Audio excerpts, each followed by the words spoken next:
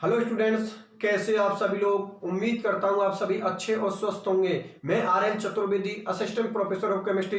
तो देखो, आज के इस लेक्चर में हम एथिलीन ग्लाइकोल के भौतिक गुण मतलब फिजिकल प्रॉपर्टीज के बारे में डिस्कशन करेंगे। इसकी एक एक फिजिकल प्रॉपर्टीज को हम बहुत अच्छी तरीके से समझ के चलेंगे। देखो सुनो मेरी बात ध्यान से। जो आप लोगों का एथिलीन ग्लाइकोल होता है, इसके बारे में मैंने आप लोगों से पहले डिस्कशन कर लिया कि खाने पर कैसा लगता है, मीठा लगता है, ठीक है ना। तो एक रंगीन चाशनी जैसा द्रव होता है ये, ठीक है ना, जो खाने पर क्या लगता है, मीठा लगता है। और ये जल और एल्कोहल में क्या होता है, विलय होता है, लेकिन ईथर के अंदर क्या होता है, अविलय। क्योंकि जल और एल्कोहल के साथ ये हाइड्रोजन बॉन्ड बना लेता है। तो हाइड्रोजन बॉन्ड बनाने की वजह से जल और एल्कोहल में तो आसानी से घुल जाता है, लेकिन ईथर के साथ ये हाइड्रोजन बॉन्ड नहीं बना पाता। और ईथर के साथ अगर ये हाइड्रोजन बॉन्ड नहीं बना पाता तो ये ईथर में विलय नहीं होता है, ठीक है ना। मेरी बात आप लोग समझ में आ गई। अगर ये जल और एल्कोहल में विलय होता है, मतलब वाटर और एल्कोहल के अंदर अगर ये सोल्यूबल होता है, तो उसका एक ही रीजन होता है हाइड्रोजन बॉन्ड। क्योंकि आप लोगों को पता है ये जल और एल्कोहल के साथ हाइड्रोजन बॉन्ड का फॉर्मेशन कर लेता है, इसलिए जल और एल्कोहल में ये आसानी से घुल जाता है। लेकिन ईथर के अंदर आसानी से नहीं घुलता, या ऐसा बोल सकता हूं ईथर में नहीं घुलता, क्योंकि ये ईथर के साथ हाइड्रोजन बॉन्ड नहीं बना पाता। मेरी बात आप लोग समझ में आ गई। अब बात करते हैं इसके गलनांक क्वथनांकों की, मतलब मेल्टिंग पॉइंट और बॉइलिंग पॉइंट। तो एक बात आप हमेशा ध्यान में रखना, इसके गलनांक क्वथनांक मतलब मेल्टिंग पॉइंट और बॉइलिंग पॉइंट एल्कोहलों की कंपेयर में क्या होते हैं, ज्यादा। ध्यान रखना, जो एथिलीन ग्लाइकोल होता है उसके गलनांक और क्वथनांक एल्कोहलों के कंपेयर में क्या होते हैं, ज्यादा। क्योंकि आप लोगों को पता है कि एल्कोहल में एक साइड से हाइड्रोजन बॉन्ड बनता है, जबकि इसके पास में दो OH ग्रुप होते हैं, अर्थात ये दो जगह से हाइड्रोजन बॉन्ड बना सकता है। और अगर दो जगह से हाइड्रोजन बॉन्ड बना सकता है तो कॉमन सी बात है, इनके मॉलिक्यूल्स को तोड़ने के लिए आपको ज्यादा ऊर्जा देनी पड़ेगी। अगर ज्यादा ऊर्जा देनी पड़ेगी तो कॉमन सी बात है, मेल्टिंग पॉइंट और बॉइलिंग पॉइंट के मान बढ़ जाएंगे, मतलब गलनांक और क्वथनांकों के मान बढ़ जाते हैं, ठीक है ना। इसको मैं ऐसे एक्सप्लेन कर देता हूं। देखो भैया, आप लोगों को पता फिजिकल प्रॉपर्टी इस वक्त किसकी चल रही है, एथिलीन ग्लाइकोल की चल रही है, ठीक है ना। किसकी फिजिकल प्रॉपर्टी चल रही है, एथिलीन ग्लाइकोल की चल रही है। ये कौन है आप लोगों का, एथिलीन ग्लाइकोल। इसकी कंपैरिजन मैं किससे कर देता हूं, एल्कोहलों से कर देता हूं, ठीक है ना। तो उसका पहला मेंबर ले लिया मैंने, यहां पर किसको ले लिया, मेथिनॉल को ले लिया। और इधर इसकी कंपैरिजन में किससे कर रहा हूं, एथिलीन ग्लाइकोल से। ये कौन ले लिया मैंने, मेथिनॉल ले लिया। और इसकी कंपैरिजन किससे हो रही है, एथिलीन ग्लाइकोल से। तो मैं ये बोल रहा हूं कि ये जो आप लोगों का एथिलीन ग्लाइकोल होता है, इसके गलनांक और क्वथनांक मतलब मेल्टिंग पॉइंट और बॉइलिंग पॉइंट ज्यादा होते हैं कंपेयर टू किसके, एल्कोहल के। क्योंकि आप लोगों को पता है कि एल्कोहल के पास एक OH ग्रुप होता है, तो ये एक जगह से हाइड्रोजन बॉन्ड बनाएगा। इसके पास में दो OH ग्रुप होते हैं, ये दो जगह से हाइड्रोजन बॉन्ड बनाएगा। एक यहां से हाइड्रोजन बॉन्ड बनाएगा, एक यहां से हाइड्रोजन बॉन्ड बनाएगा। तो एक बात बताओ यार, अगर ये दो जगह से हाइड्रोजन बॉन्ड बनाएगा तो इसको मतलब दो जगह से हाइड्रोजन बॉन्ड बनाएगा तो उन दो हाइड्रोजन बॉन्ड को ज्यादा एनर्जी देनी पड़ेगी। यहां पर एक ही जगह से हाइड्रोजन बॉन्ड बना रहा है, ठीक है, तो यहां पर कम एनर्जी देनी पड़ेगी। इसलिए जो गलनांक और क्वथनांक मेल्टिंग पॉइंट और बॉइलिंग पॉइंट होते हैं वो एथिलीन ग्लाइकोल के ज्यादा होते हैं कंपेयर टू एल्कोहल के। और उसका रीजन मैंने आप लोगों के लिए दे दिया कि एथिलीन ग्लाइकोल दो जगह से हाइड्रोजन बॉन्ड बनाता है, क्योंकि उसके पास में दो OH ग्रुप होते हैं। और आप लोगों का ये एल्कोहल होता है, मेथिनॉल, एथिनॉल, प्रोपेनॉल, जो भी उसका जिसके अंदर एक OH ग्रुप होता है, उसके गलनांक उतना कम होते हैं, क्योंकि वो एक जगह से हाइड्रोजन बॉन्ड बनाता है। मेरी बात आप लोगों को अच्छी तरीके से समझ में आ गई। ये इसके भौतिक गुण थे, फिजिकल प्रॉपर्टी थी। किसी स्टूडेंट को कोई तकलीफ नहीं है, बस सीधी सी चीज है उसमें कि भाई ये एल्कोहल और जल में घुल जाता है, क्यों, क्योंकि हाइड्रोजन बॉन्ड बना लेता है उनके साथ। ये ईथर में नहीं घुलता, क्योंकि ईथर के साथ हाइड्रोजन बॉन्ड नहीं बनाता। इसके गलनांक क्वथनांक एल्कोहल की कंपेयर में ज्यादा होते हैं, बिल्कुल होने भी चाहिए, क्योंकि ये दो जगह से वो हाइड्रोजन बॉन्ड बना रहा है, ये एक ही जगह से हाइड्रोजन बॉन्ड बना रहा है। और ये बात तो आपको पहले ही बता दी, ये मीठे स्वभाव का होता है, मतलब खाने पर मीठा लगता है, इसलिए इसको क्या बोलते हैं, ग्लाइकोल बोलते हैं। और एथिलीन से इसका फॉर्मेशन होता है, इसलिए उसको हम क्या बोलते हैं, एथिलीन ग्लाइकोल बोलते हैं। मेरी बात आप लोगों को अच्छी तरीके से समझ में आ गई। चलो ठीक है, अब एथिलीन ग्लाइकोल के हम रासायनिक गुण अर्थात केमिकल प्रॉपर्टीज के बारे में डिस्कशन करते हैं। तो इसके रासायनिक गुण क्या होते हैं, केमिकल प्रॉपर्टीज क्या होती हैं, उनके बारे में डिस्कशन और कर लेते हैं। तो देखो भैया, इसकी केमिकल प्रॉपर्टीज। अब इसके रासायनिक गुण अर्थात केमिकल प्रॉपर्टीज या केमिकल रिएक्शनों की बात करेंगे, ठीक है ना। ये यहां से आप लोगों के सबसे ज्यादा क्वेश्चन पुट किए जाते हैं, बनाने की विधि, ठीक है ना। और ये केमिकल प्रॉपर्टीज यहां पर लिख देता हूं, रासायनिक गुण। रासायनिक गुण मतलब केमिकल प्रॉपर्टीज। रासायनिक गुण में हम किसका अध्ययन करते हैं, रासायनिक अभिक्रियाओं का। रासायनिक अभिक्रिया, केमिकल रिएक्शन। रासायनिक अभिक्रियाएं मतलब केमिकल रिएक्शन, अभिक्रियाएं। रासायनिक अभिक्रिया मतलब केमिकल रिएक्शन। ये लो भैया, इनका भी डिस्कशन कर लेते हैं। यहां पर पहली केमिकल रिएक्शन ले रहा हूं मैं, सोडियम के साथ अभिक्रिया। सोडियम से अभिक्रिया, सोडियम से अभिक्रिया किसकी, एथिलीन ग्लाइकोल की। ठीक है भैया, देखो सोडियम से बता देता हूं आप लोगों के लिए। ये CH2OH यहां पर लिख दी मैंने, CH2OH, ठीक है ना। इसकी रिएक्शन मैंने किससे करवा दी, सोडियम से करवा दी, ठीक है ना। टेम्परेचर ले लिया मैंने 50 डिग्री सेंटीग्रेड टेम्परेचर ले लिया, ठीक है ना। 50 डिग्री सेंटीग्रेड टेम्परेचर लूंगा तो कॉमन सी बात है, इसके पास माइनस होगा और इसके पास प्लस चार्ज होगा। यहां पर मैंने कितना सोडियम लिया, एक सोडियम लिया तो एक मॉलिक्यूल से रिएक्शन करेगी, ऑक्सीजन पर नेगेटिव, हाइड्रोजन पर पॉजिटिव। आप लोग अच्छी तरीके से जानते हो सोडियम एक मेटल होती है, मेटल पर पॉजिटिव चार्ज है, तो कॉमन सी बात है किससे जुड़ जाएगा, ऑक्सीजन से जुड़ जाएगा, ठीक है ना। ये लो, ये बन जाएगा CH2O माइनस और Na प्लस, ठीक है भैया। यहां पर लिख दिया CH2OH, तो ये भी रिएक्शन करेगा, तो एक सोडियम और ले लो, ठीक है ना। एक सोडियम और ले लो, आप लोगों ने एक सोडियम ले लिया, टेम्परेचर बढ़ा दिया 160 डिग्री सेंटीग्रेड, ठीक है ना। अब उसकी दोनों साइड पर आप लोगों का सोडियम जुड़ जाएगा, O माइनस Na प्लस, ये हो जाएगा CH2ONa, मतलब इस पर माइनस और इस पर कौन सा चार्ज होगा, प्लस चार्ज। इसका नाम होगा डाइसोडियम ग्लाइकोलेट, इसका नाम होगा डाइसोडियम ग्लाइकोलेट, इसका नाम होगा डाइसोडियम ग्लाइकोलेट। अब इसको मैं आप लोगों के लिए समझा देता हूं, ठीक है ना। इधर देखिए, इधर देखो भैया, इधर देखिए, पहले तो इसका नाम लिख देता हूं। देखो नाम जरूर लिखा करो, आप लोग आदत डालो भैया, एथिलीन ग्लाइकोल, नाम जरूर लिखा करो, एथिलीन ग्लाइकोल, एथेन 1,2 डाइऑल। जितने नाम लिखोगे एग्जामिनर उतना ही ज्यादा इंप्रेस होगा। एक बात आप हमेशा ध्यान में रख लेना, इस वक्त जितने भी मुझे स्टूडेंट देख रहे हैं, देखो कॉपी के अंदर नंबर कब शानदार आते हैं, जब आप लोग देखो, मैं कुछ चीज आज इस बारे में मैं डिस्कशन कर ही लेता हूं कि भौसिन की कॉपी इतनी शानदार कॉपी होती है कि एग्जामिनर का देखने का ही मन ऐसा करता है कि चलो यार इसको तो नंबर मिलने चाहिए। उसमें 2-3 चीज रेस्पॉन्सिबल होती है। आप चाहते हो कोई सी भी सब्जेक्ट हो, चाहे वो मैथ हो, फिजिक्स हो या केमिस्ट्री हो, कोई में बॉटनी हो, जूलॉजी, आप चाहते हो कि हमारी कॉपी बिल्कुल बेस्ट से बेस्ट बने, तो देखो उसके लिए 2-3 चीज बता देता हूं। किसी की भी कॉपी बेस्ट कब होती है और उसके नंबर कब शानदार आते हैं। ये बोलते हैं ना कि भाई उसके तो बटे में से बटे नंबर आए, बेटा यह बात ध्यान में रखना, बटे में से बटे नंबर कब आते हैं, केमिस्ट्री के अंदर, फिजिक्स के अंदर, मैथ में तो फिर भी राइटिंग का इतना इंपॉर्टेंस नहीं होता, लेकिन केमिस्ट्री है आप लोगों की, फिजिक्स हुई, उसके बाद बॉटनी हुई, जूलॉजी हुई, ठीक है ना। आप लोगों की कब कॉपी सबसे बेस्ट बन सकती है, ठीक है ना। पहली प्रायोरिटी आप लोग कोशिश किया करो, आप लोग का जो राइटिंग बना रहे हो वो राइटिंग थोड़ी कॉपी के अंदर अच्छी होनी चाहिए, जिससे कि एग्जामिनर चीजों को समझ सके, ठीक है ना। जितनी अच्छी आप लोगों की राइटिंग होगी ना, एग्जामिनर उतनी ज्यादा इंप्रेस होगा। और ये चीज आप लोग अच्छी तरीके से जानते हो, जो भी बड़े लेवल की कॉम्पिटिशन एग्जाम होते हैं, जैसे RAS IAS हुआ, वहां पर राइटिंग का बहुत बड़ा इंपॉर्टेंस होता है। आपकी राइटिंग जितनी ज्यादा सुंदर होती है ना, वो एग्जामिनर को उतनी ज्यादा इंप्रेस करती है। यही हाल BSc के में होता है, आपकी राइटिंग कॉपी में जितनी अच्छी होगी ना, सामने वाला एग्जामिनर उतना ही ज्यादा इंप्रेस होगा, क्योंकि कॉमन सी बात है यार, एक अच्छी चीज को तो सभी लाइक करते हैं, ठीक है ना।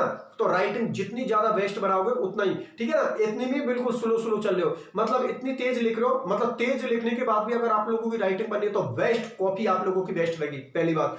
दूसरी बात, जैसे कि माना कि आप किसी रिएक्शन को शो कर रहे हो, तो ध्यान में रखना रिएक्शन को शो करते वक्त उनके नाम डालने की आदत तो बना लो। नंबर उन लोगों के करते हैं कि एक गलत लिख दिया फिर तो कितने भी नाम लिख दो वो तो गलत ही है, ठीक है ना। लेकिन अगर आप सही लिख रहे हो ना, तो नामों को बिल्कुल आप प्रायोरिटी दिया करो। जैसे कोई भी रिएक्शन है, जब तक आप लोग नाम नहीं लिखोगे तब तक उसका पूरा नंबर नहीं मिलेगा। आप लोग नाम लिखो, और माना कि किसी का नाम है, आपको 2-3 नाम आते हैं उसके, और 2-3 नाम लिख रहे हैं, तो कॉमन सी बात है सामने वाला तो वैसे ही इंप्रेस हो जाएगा। इसका मतलब सामने वाला क्या समझ रहा है, स्टूडेंट के पूरे कॉन्सेप्ट क्लियर है। जिन स्टूडेंटों से एक एक नाम लिखना नहीं आ रहा और ये 3-3 नाम लिख रहा है, इसका मतलब सामने वाला जो स्टूडेंट है उसको सारी चीजें आती हैं जो सब्जेक्ट से रिलेटेड है। मेरी बात आप लोग समझ में आ गए ना। इसलिए कोशिश किया करो कॉपी के अंदर राइटिंग अपनी बेस्ट बने, ठीक है ना।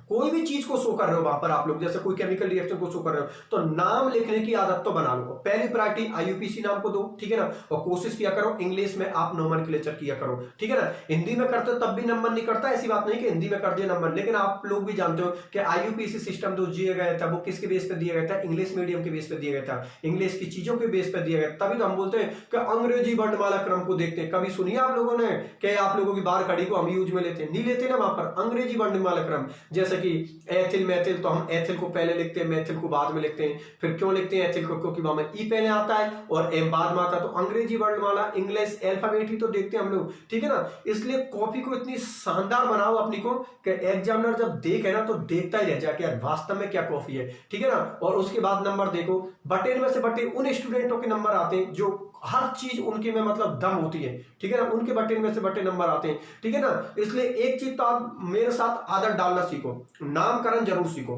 नोमेनक्लेचर आप लिखा करो, ज्यादा नहीं तो रिएक्टेंट और प्रोडक्ट का तो लिख दिया करो, जिससे कि सामने वाले को पता तो लगे कि आपने रिएक्टेंट का लिया और आपने बनाया क्या है। आपने नाम नहीं लिखे डायरेक्ट बना दिया, उसको क्या पता क्या बनाया आप लोगों ने, उसके लिए तो फिर एटम ही हो गए सारे।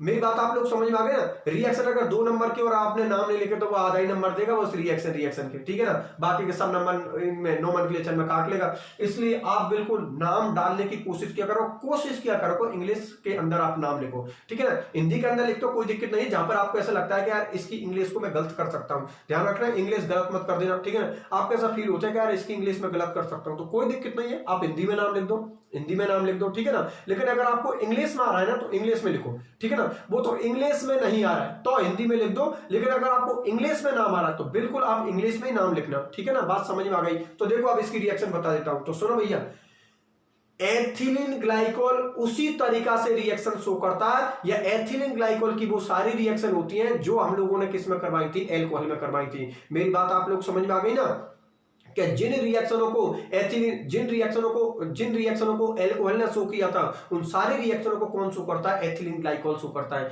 मेरी बात आप लोग समझ में आ गई। जैसे कि आपको पता है एल्कोहल की रिएक्शन हमने सोडियम से करवाई थी, ठीक है ना। अब हमने यहां पर एथिलीन ग्लाइकोल की सोडियम से करवा देते हैं। अंतर इतना है कि वहां पर एक OH रिएक्शन करता था और यहां पर 2 OH रिएक्शन करेंगे। अरे भैया एल्कोहल में एक ही OH तो था, तो वहां पर एक OH रिएक्शन करता था और यहां पर 2 OH है तो 2 OH रिएक्शन कर लेंगे, ठीक है। देख लो रिएक्शन, सीधी सी रिएक्शन है। ये आप लोग का एथिलीन ग्लाइकोल रहा, उसकी रिएक्शन मैंने किससे करवा दी, सोडियम से करवा दी, और थोड़ा बहुत टेम्परेचर ले लिया, 50 डिग्री सेंटीग्रेड टेम्परेचर ले लिया। रिएक्शन करना बड़ा आसान है, क्योंकि इस पर कौन होगा, प्लस, सोडियम मेटल होती है, इस पर माइनस और इस पर प्लस, इसको इससे जोड़ दो, ये ONA बन गया, मतलब इस OH की रिएक्शन आपकी हो गई। लेकिन एक OH और है तो कोई दिक्कत नहीं है, एक सोडियम और ले लेते हैं, ठीक है ना। सोडियम दूसरा ले लिया और 160 डिग्री सेंटीग्रेड टेम्परेचर दे दिया, वही माइनस और प्लस, सोडियम को ऑक्सीजन से जोड़ दो, ये बन गया डाई सोडियम ग्लाइकोलेट। ये आपके प्रोडक्ट का नाम कौन होगा, डाई सोडियम ग्लाइकोलेट। किसी भी स्टूडेंट को कोई तकलीफ नहीं होनी चाहिए, सीधी सी रिएक्शन है। अरे यार कॉमन सी बात है, 2 सोडियम की आप चाहते हो कि नहीं सर हम तो इस स्टेप को नहीं तो डायरेक्ट बना दो,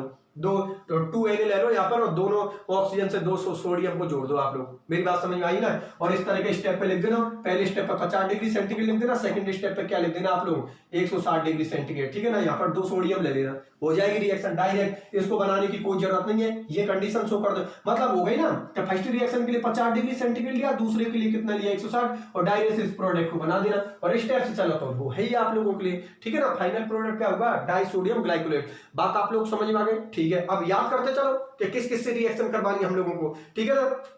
पहली रिएक्शन कौन सी है, सोडियम के साथ अभिक्रिया करवा दी, फाइनल प्रोडक्ट क्या बना, डाई सोडियम ग्लाइकोलेट बना, ठीक है। अब दूसरी रिएक्शन को देखते हैं, तो देखो दूसरी रिएक्शन को, इसको मिटा देता हूं और दूसरी केमिकल रिएक्शन को देखते हैं, एथिलीन ग्लाइकोल की को, तो देख लो उसको भी।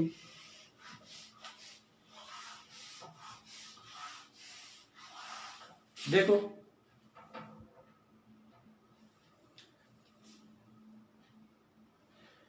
यहां पर हम दूसरी केमिकल रिएक्शन को लेते हैं, एथिलीन ग्लाइकोल की को, जिसमें हम करवाएंगे HCl से अभिक्रिया, मतलब हाइड्रोक्लोरिक अम्ल। HCl को हम क्या बोलते हैं, हाइड्रोक्लोरिक अम्ल। HCl से अभिक्रिया, HCl से अभिक्रिया, इसको एल्कोहल भी शो करता तो एथिलीन ग्लाइकोल भी शो करेगा, मतलब ये सारी रिएक्शनों को उनको शो करेंगे जिनको एल्कोहल भी करता था, ठीक है ना। तो इसलिए कोई दिक्कत वाली बात नहीं, सारी चीजें सिंपल है। ये लो, ये लिख दिया मैंने एथिलीन ग्लाइकोल, ये लिख दिया एथिलीन ग्लाइकोल, ठीक है ना। एक नाम और लिखो, एथेन 1,2 डाइऑल, एथेन 1,2 डाइऑल, ठीक है ना। HCl से रिएक्शन करवाओगे, इसकी HCl से रिएक्शन करवाओगे, ये 160 डिग्री सेंटीग्रेड टेम्परेचर लोगे आप लोग। यहां पर ये फॉर्मेशन करेगा CH2Cl CH2OH, ठीक है ना। और ये बनेगा एथिलीन क्लोरोहाइड्रिन, इसका नाम होगा एथिलीन क्लोरोहाइड्रिन, ठीक है ना। फिर HCl से रिएक्शन करवा दो, ठीक है ना, HCl से रिएक्शन करवा दो और यहां पर ले लिया 200 डिग्री सेंटीग्रेड टेम्परेचर, ये बन गया CH2Cl, ठीक है ना, ये बन गया CH2Cl, इसका नाम होगा एथिलीन क्लोराइड, इसका नाम होगा एथिलीन क्लोराइड, ठीक है ना। अब इस रिएक्शन को समझा देता हूं आप लोगों के लिए। इधर देखिए बोर्ड की तरफ, आप लोग देखो, इधर बोर्ड की तरफ देखो आप लोग, अभी क्लियर होता है टॉपिक। सुनो मेरी बात ध्यान से। ये हम लोगों ने एथिलीन ग्लाइकोल ले लिया, ठीक है, उसकी रिएक्शन किससे करवा रहे हैं, HCl से। ये चीज मैंने आप लोगों के लिए पहले ही बता दी कि जिन रिएक्शनों को एल्कोहल शो करता है उन्हीं रिएक्शनों को कौन शो करेगा, एथिलीन ग्लाइकोल।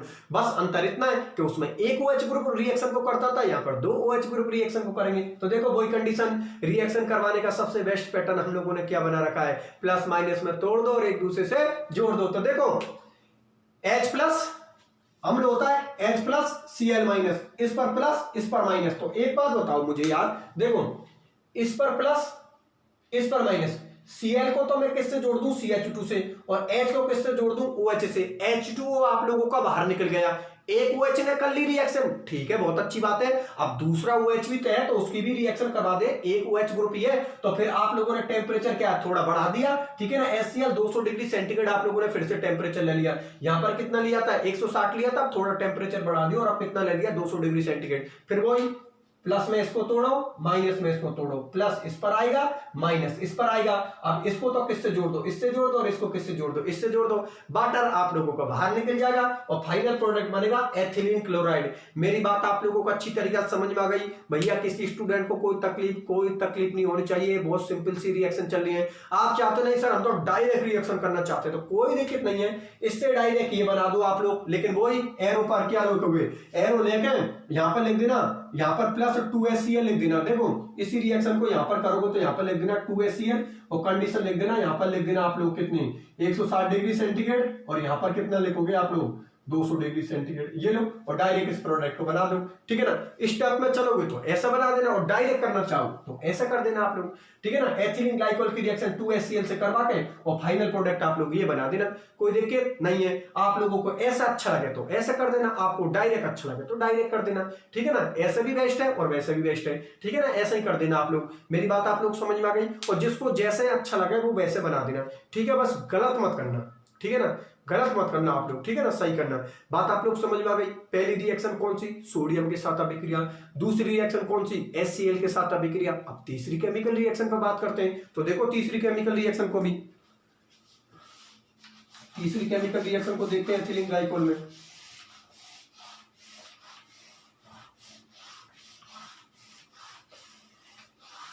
देख लो भैया, तीसरी केमिकल रिएक्शन है PCl3 के साथ अभिक्रिया, मतलब PCl3 से अभिक्रिया। आपको पता PCl3 से अल्कोहल भी रिएक्शन शो करता था। PCl3 से अभिक्रिया, PCl3 से अभिक्रिया, इसको भी देख लो PCl3 से कैसा करेगा। ये लो क्या ले लिया, वही एथिलीन ग्लाइकोल ले लिया, ठीक है। उसकी रिएक्शन किससे करवा दी, PCl3 से करवा दी। PCl3 से करवाओगे तो यहां पर CH2Cl और यहां पर CH2Cl। ये लो ये लिख दो, एथिलीन क्लोराइड है ये आप लोगों का, एथिलीन क्लोराइड है, एथिलीन क्लोराइड, ठीक है ना। एथिलीन क्लोराइड है आप लोगों का, और यहां पर नाम लिख दो, इसका नाम तो एथिलीन ग्लाइकोल है, एथिलीन ग्लाइकोल, ठीक है ना। और एक नाम कौन है आपको पता है, एथेन 1,2-डाइऑल। चलो ठीक है, इस रिएक्शन को भी समझा देता हूं।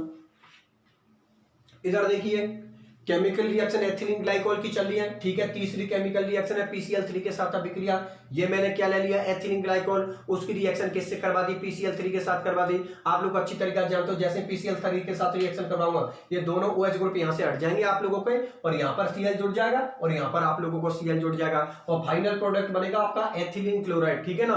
बात आप लोग समझ में आ गई ना, फाइनल प्रोडक्ट आप लोगों को क्या बनेगा, एथिलीन क्लोराइड। अब चौथी इसकी केमिकल रिएक्शन है, तीसरी खत्म हो गई, चौथी केमिकल रिएक्शन है वो कौन सी है, अम्लों के साथ अभिक्रिया, मतलब एसिड के साथ रिएक्शन, ठीक है ना। अम्लों के साथ अभिक्रिया या एसिड के साथ रिएक्शन, इसका डिस्कशन मैं अगले लेक्चर में करूंगा, ठीक है ना। बात आप लोग समझ में आ गई ना। मतलब आज के लेक्चर में एक तो हमने भौतिक गुण फिजिकल प्रॉपर्टी देख ली है, फिर हमने केमिकल गुण मतलब रासायनिक अभिक्रिया स्टार्ट की थी। जब पहली अभिक्रिया किसके साथ की थी, सोडियम के साथ, ठीक है ना। पहली रिएक्शन किसके साथ की थी, सोडियम के साथ। दूसरी रिएक्शन हम लोगों ने किसके साथ की थी, दूसरी रिएक्शन की थी HCl के साथ, और तीसरी रिएक्शन हम लोगों ने किसके साथ की थी, PCl3 के साथ। मेरी बात बात आप लोग समझ में आ गई। अब जो चौथी केमिकल रिएक्शन है या आगे की जो केमिकल रिएक्शन है उनका डिस्कशन मैं अगले लेक्चर में करूंगा। एक बार फिर से सुन लेना, पहली केमिकल रिएक्शन किसकी, सोडियम के साथ अभिक्रिया करवाई थी, दूसरी केमिकल रिएक्शन में HCl के साथ अभिक्रिया करवाई थी, और तीसरी केमिकल रिएक्शन में आप लोगों ने किससे रिएक्शन करवाई है, PCl3 के साथ अभिक्रिया करवाई है। चौथी केमिकल रिएक्शन का नाम है अम्लों के साथ अभिक्रिया, एसिड के साथ रिएक्शन, ठीक है ना। फिर आगे की जो और केमिकल रिएक्शन है उनका डिस्कशन मैं अगले लेक्चरों में करूंगा। मेरी बात आप लोग समझ में आ गई। यहां तक की क्लास प्रत्येक स्टूडेंट की क्लियर होनी चाहिए, ठीक है ना। बिल्कुल अच्छी तरीके से कर लेना, सारी रिएक्शन सीधी सीधी सी है। ये वही केमिकल रिएक्शन है जिनको एल्कोहल ने शो किया था, ठीक है ना। एल्कोहल में एक OH ग्रुप था तो वहां पर एक OH ग्रुप शो कर रहा था। एथिलीन ग्लाइकोल के अंदर 2 OH ग्रुप है तो उनकी रिएक्शन को 2 OH ग्रुप कर देंगे, और यही तो हो रहा है, दोनों OH ग्रुप रिएक्शनों को कर रहे हैं। मेरी बात समझ में आ गई ना, क्योंकि ये OH ग्रुप भी CH2 से जुड़ा और ये OH ग्रुप भी CH2 से जुड़ा, तो अलग तो कुछ है नहीं है, ठीक है ना। जो जितनी रिएक्टिविटी इसकी होती है उतनी रिएक्टिविटी इसकी होती है, क्योंकि ये OH भी CH2 से जुड़ा हुआ है और ये OH भी CH2 से जुड़ा हुआ है। कोई दिक्कत वाली बात नहीं है। एक बार लेक्चर देखने के बाद एक बार नोट्सों को पढ़ के देख ले, दिमाग में छप जाएगी, ठीक है ना। सबसे अच्छी बात। और दूसरी बात यह है कि जिन स्टूडेंटों ने अभी तक पढ़ाई स्टार्ट नहीं की है, भैया वो पढ़ाई स्टार्ट कर दो, बिल्कुल सीरियस हो जाओ। मतलब 2-3 महीने जब तक आप लोगों की एग्जाम नहीं लग जाती ना, इतना सीरियस हो जाओ कि इतने शानदार नंबर आए। मेरी बात आप लोग समझ में आ गई ना। जब भी वीडियो को देख रहे हो तो इस तरीका से देखा करो कि मतलब सिर्फ वीडियो ही देख रहे हैं सर काम। यार आप सोच के देखो, 24 घंटे होती हैं आप लोगों के लिए, ठीक है ना। हमारा वीडियो, मैं तो मेरी बात करता हूं, मेरा वीडियो बड़ी मुश्किल से ऐसा कि कोई टॉपिक बड़ा है लंबा है तो वो जरूर 1 घंटे तक या 45 मिनट तक चला जाता है। नहीं, आप लोगों को पता, आपके इसी हेल्प के लिए मैं वीडियो को, जैसे किसी दिन 20 मिनट का होता है, किसी दिन आध घंटे का होता है, किसी दिन 40 मिनट का हो जाता है, और किसी दिन टॉपिक अगर लंबा है तो वो 1 घंटे का हो जाता है, ठीक है ना। बाकी का तो ऑलमोस्ट लगभग 30-40 मिनट का वीडियो होता है। आप सोच कर देखो, 24 घंटे में से आप 30-40 मिनट का वीडियो नहीं देख पा रहे हो, ठीक है ना। तो इसलिए तो उसके अंदर जो कॉन्सेंट्रेशन इस तरीका से होनी चाहिए कि जब वीडियो देख रहे हो ना तो इसका पता है कि जैसे फिक्स कर लेने का, आज सर का लेक्चर कितने का, जैसे सपोज कर 30 मिनट का है, तो जब क्लास ले रहे हो तो बिल्कुल दिमाग में फिट होनी चाहिए कि 30 मिनट में सिर्फ सर को देख रहे हो, सर के बोर्ड को देख रहे हो, बस, और कुछ भी नजर नहीं आनी चाहिए। जब भी वीडियो को देखने बैठो तो 2 ही चीज नजर, एक तो मैं नजर आना चाहिए और एक आपको ये बोर्ड नजर आना चाहिए। आसपास क्या हो रहा है उससे कोई मतलब नहीं है, इतनी ज्यादा कॉन्सेंट्रेशन रखो। उसके बाद देखो चीजों को ऐसे क्लिक होंगी, एक बार में फिनिश चीज है। ये क्लास देख रहे हो, दिमाग पता नहीं कहां पर घूम रहा है, ऐसा मत करो भाई। जब क्लास देखो ना तो पूरा ध्यान क्लास पे ही होना चाहिए। पहले जिन चीजों में आपका दिमाग उल्टा सीधा होता है ना, उन चीजों को पहले ही कर लो, ठीक है ना। क्लास के टाइम पे वो चीजें दिमाग में नहीं आनी चाहिए। ये कि मैं ये खाना खाऊंगा, वो खाना खाऊंगा, तो पहले ही खा ले, पहले ही सोच ले इसके बारे में, मुझे क्या खाना है, क्या नहीं करना मुझे, ठीक है ना। क्लास देखते वक्त तो सिर्फ क्लास ही देख रहे हो और किसी से कोई मतलब नहीं है, ठीक है। जो फालतू बात आती है ना दिमाग में, उनको पहले ही क्लियर कर लो। क्लास लेने से पहले उन फालतू चीजों को अलग करके रख लो, पहले उनका सॉल्यूशन निकाल लो, अगर आपके लिए वो ज्यादा इंपॉर्टेंट हो। क्लास से बड़ी कोई, पढ़ाई से बड़ी कोई चीज इंपॉर्टेंट नहीं है हम लोगों के लिए, ठीक है ना। क्योंकि आप लोग पता, आप एक स्टूडेंट हो और स्टूडेंट का मेन काम होता है उसका पढ़ाई करना, ठीक है ना। तो आपकी पहली प्रायोरिटी पढ़ाई होनी चाहिए, पूरा फोकस क्लास पर होना चाहिए, क्लास बढ़िया तरीका से समझ में आ जाए, ठीक है ना। उसके बाद जो भी आप काम करना चाहे उसको कर लो, ठीक है ना भाई। 24 घंटे होते हैं, 24 घंटे में से आप अपनी पढ़ाई को टाइम निकालो, और देखो जितनी ज्यादा पढ़ाई को रेगुलर टाइम दोगे उतनी अच्छी पढ़ाई होगी आप लोगों की, ठीक है ना। कम पढ़ लो लेकिन पढ़ो रेगुलर। ये नहीं 4 दिन तो मस्ती से सो रहे हो, इधर उधर घूम रहे हो, और उसके बाद एक दिन पूरी नाइट जाग गए, क्या हो गया उससे, ठीक है ना, क्या हो गया उससे। आप लोग चाहे कम पढ़ लो लेकिन रेगुलर पढ़ो, क्योंकि रेगुलर पढ़ाई होती है वो दिमाग में टिकती है, ध्यान में रखना। और रेगुलर पढ़ाई को ही पढ़ाई बोलते हैं। चाहे कम पढ़ लो लेकिन पढ़ो आप रोजाना रेगुलर 6-7 घंटा जितना भी पढ़ो। और मैं तो ये बोलूं कि आप लोग अब टाइम को बढ़ाते चलो, टाइम को बढ़ाते चलो। जैसे पहले 6 घंटे पढ़ते तो 8 घंटा देना चालू कर दो, क्योंकि जैसे जैसे एग्जाम नजदीक आती जाती है ना, वैसे वैसे आपके शरीर में एक एनर्जी होनी चाहिए, एक जज्बा होना चाहिए एग्जाम के प्रति। हाँ यार हमारी एग्जाम आ गई, अब हम लोगों को सीरियस हो जाना चाहिए। बात समझ में आ गई। इतने दिनों से आप मस्ती तो कर रहे हो, समझ में आ गई ना। BSc फर्स्ट ईयर की एग्जाम आपकी कब की खत्म हुई है, उन दिनों से मस्ती कर रहे हो, तो भैया इतनी मस्ती है, पढ़ाई पे भी ध्यान दे लो। इसलिए पूरा फोकस आपका क्लास देख लो, क्लास को होना चाहिए। क्लास अच्छी तरीके से समझ में आ जाए, एक बार नोट्सों को पढ़ के देखो। पढ़ने का तरीका मैं बताऊं, क्लास देख रहे हो तो बहुत बढ़िया तरीका से क्लास को देखो, ठीक है। आध घंटे की जितनी की है पूरी सिंसियर तरीका से क्लास को देखो, क्लास देख लें। उसके बाद उस क्लास को देखने के बाद नोट्सों को देखो, ठीक है। जैसे क्लास देखने के बाद वो नोट्स ऑटोमेटिक दिमाग में छप जाते हैं, उसके बाद उनको उतार दो। यार ये लो, हो गए लेक्चर क्लियर, एक बार में लेक्चर क्लियर हो गए। दोबारा से रिवीजन में इस तरीके से पेज चलते हैं कि क्लियर है, कोई दिक्कत वाली बात नहीं है, ठीक है ना। इसलिए जिन स्टूडेंटों ने पढ़ाई चालू नहीं किया, भैया वो पढ़ाई चालू कर दो, सीरियस हो जाओ, ठीक है ना। मिलते हैं अगली केमिकल रिएक्शन, चौथी केमिकल रिएक्शन का डिस्कशन करेंगे, जिसका डिस्कशन करेंगे हम अगले लेक्चर में। ठीक है, आज का लेक्चर यहीं तक रखते हैं, मिलते हैं अगले लेक्चर में, अपना ख्याल रखना।